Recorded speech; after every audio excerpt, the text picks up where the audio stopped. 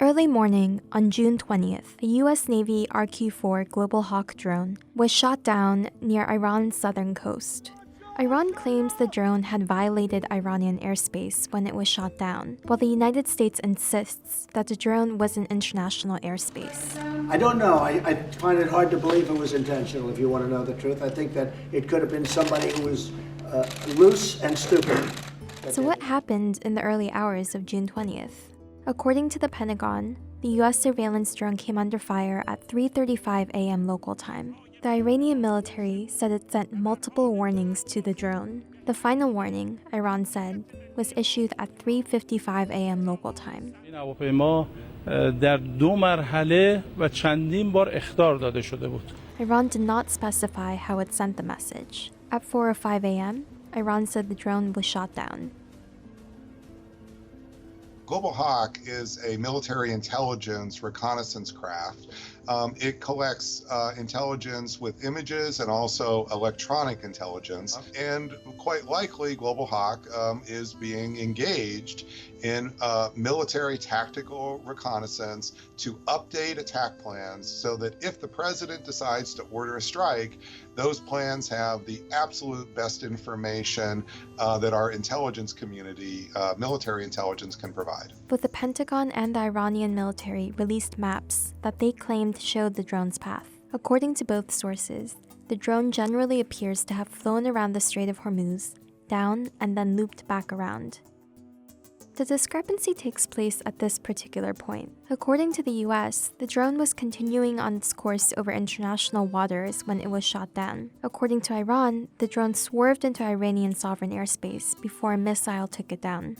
My thought is that the drone incident is a miscalculation, whether it's a miscalculation because the United States moved a Global Hawk into an environment where it was vulnerable, or whether it was a miscalculation because as the United States moved the Global Hawk inching toward Iranian space, if not over it, the Iranians overreacted and shot it down.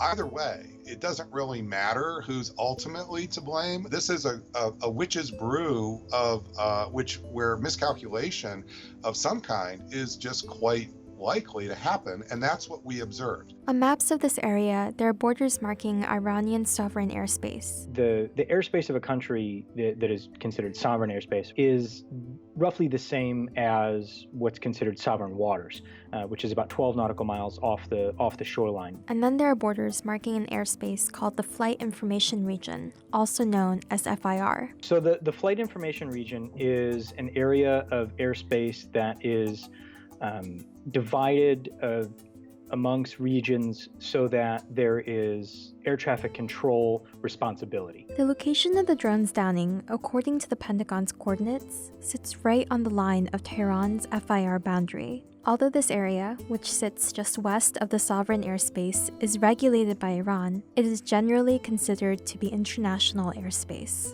It might be helpful to think about this as rush hour traffic. That is the situation that we're facing here in the Strait of Hormuz. You have some lines on the road, some are a little vague, some aren't so clear, but you have an enormous amount of rush hour traffic now occurring as a result of weeks of crisis behavior. It is a situation made for miscalculation, made for accidental collisions. After the drone incident, President Trump confirmed reports that he had ordered an attack on Iran in retaliation, but called off the strike at the last minute. Iran also said the military had refrained from shooting down a US P-8 patrol aircraft with 35 people on board that Iranian officials claimed was accompanying the drone. The presence of the plane with the drone has not been verified. The good news is that what we've seen out of the White House, and particularly President Trump,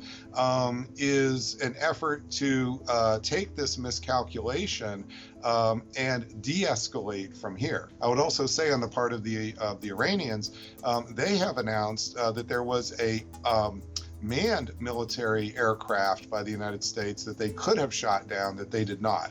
That's a sign of restraint on their part. And it's a moment to pause. This miscalculation, like an accident in a traffic jam or in rush hour traffic, is a moment to pause And it's a moment to really think through whether we really want to go down this road of a still bigger collision or whether we want an off-ramp. After the incident, the FAA issued an emergency order banning U.S. carriers from flying over the region, citing the possibility of miscalculation or misidentification.